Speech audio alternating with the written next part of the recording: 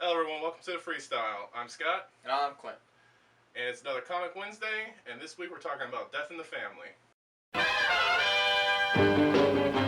Batman, A Death in the Family, written by Jim Starlin, with art by Jim Apariello and Mike Starlin. And this story follows Batman and Robin as they try to track down Jason's real mom from her really smudged birth certificate, which leads to three people who happen to just be in Iran, which is where Joker is trying to sell a nuclear warhead because he's broke. What are the chances? I mean, am I right?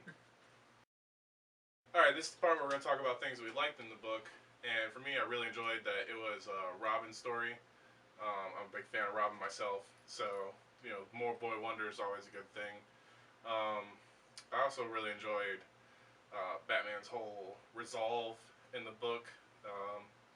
I'm pretty sure everyone knows this, but Robin dies, and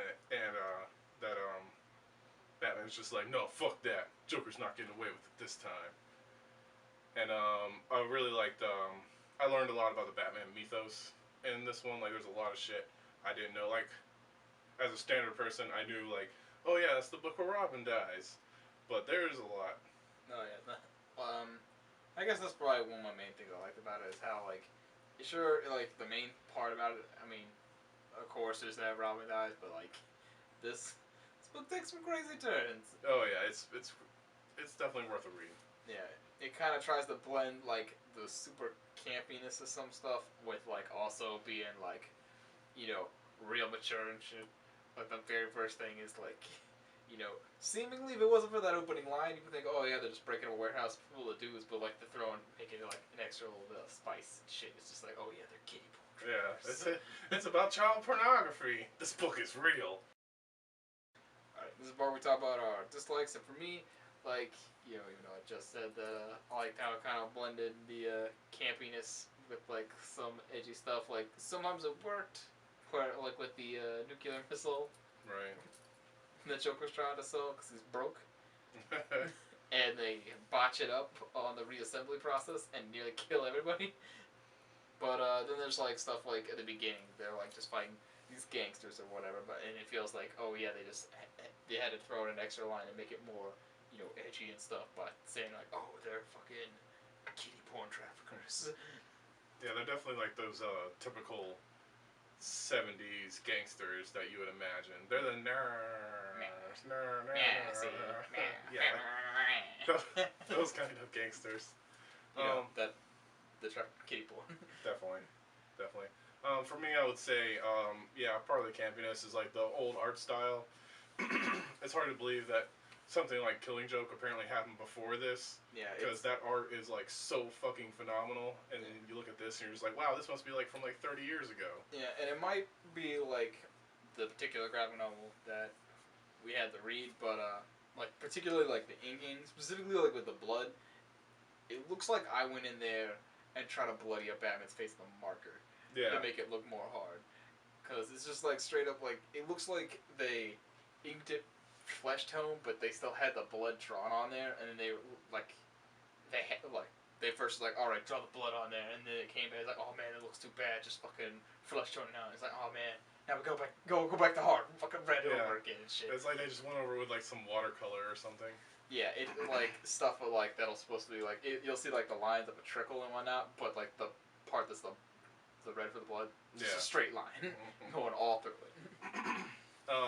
Also, I didn't like they had this whole like Joker has diplomatic immunity, and that, it's so stupid because they're like, all right, Batman, you can't go after me as diplomatic immunity.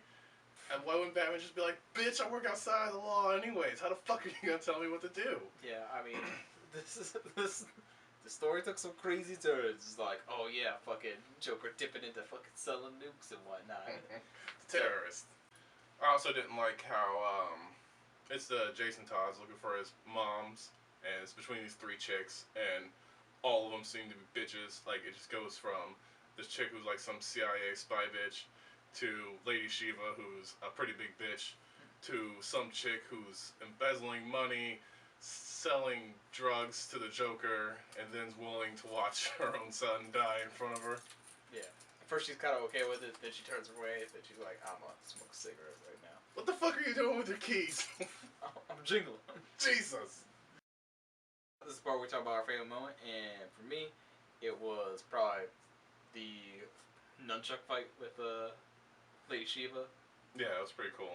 Yeah, like I felt like, you know, felt like they kind of just like threw that little red herring of her being Jason Todd's dad, just look at that, have her like show up and whatnot. But I was totally fine with it. Made more sense than just happening on Joker and Iran. Right. Yeah.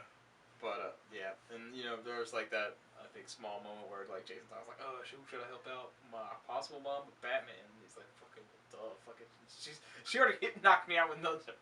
He just runs up and punches that bitch in the back of the head. Yeah. Fucking Batman not taking it seriously. He's like, I don't have time for this. You got time for a kick in the face.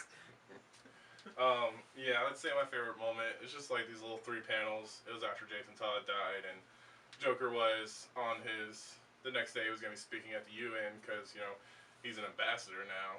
And, full, say racist guard. yeah, he was pretty racist. And the way he was always calling that guy Abby Doobie or whatever. Fucking asshole. But, yeah, there's this part where Batman's sitting in the room. Well, he's Bruce Wayne at this point, and he's just sitting there thinking, he's like, maybe I'm too emotionally invested. Maybe I should let Superman handle this. Superman also showed up. Yeah, Superman's also in this book. But, and like you see the bat suit just sitting on the bed in the background.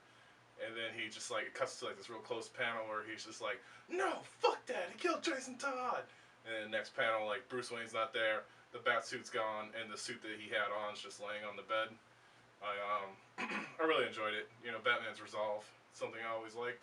Alright, well I guess that's gonna do it for this week's Comic Wednesday.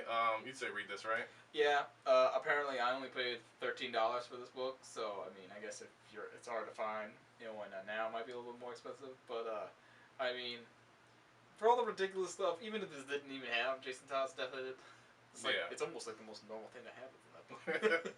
Yeah, I really enjoyed it. Also, I'd definitely say check it out if you have the chance to. But other than that, I'm Scott. And I'm Clint. And, you know, do all that stuff below the video. And have a good day. Bye.